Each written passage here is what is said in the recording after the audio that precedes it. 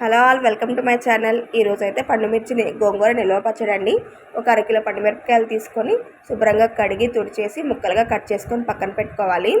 దాంట్లోకి ఒక 100 గ్రాముల చింతపండు, అలాగే ఒక 100 గ్రాముల ఉప్పు సరిపోతుందండి. మూడింటిని కలిపి మిక్సీ పట్టి పక్కన పెట్టేసుకోవాలి. అరకిలో పండుమిరపకాయలకి అయితే ఒక 300 గ్రాముల గోంగూర పడుతుందండి. 300 గ్రాముల గోంగూర తీసుకొని శుభ్రంగా కడిగేసి తడి లేకుండా ఆరబెట్టేసుకొని కడాయిలో కొంచెం ఆయిల్ వేసి గోంగూర వేసి బాగా ఫ్రై చేసుకోవాలండి, మూత పెట్టకుండా.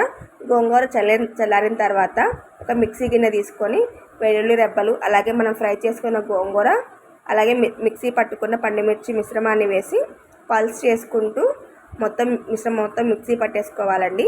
దాన్ని మొత్తాన్ని ఒక గిన్నెలోకి తీసుకొని ఒక స్పూన్ మెంతులు, 2 స్పూన్లు జీలకర్ర, అది కూడా డ్రై రోస్ట్ చేసి పొడి చేసుకుని అది కూడా వేసి మొత్తం కలుపుకోవాలండి.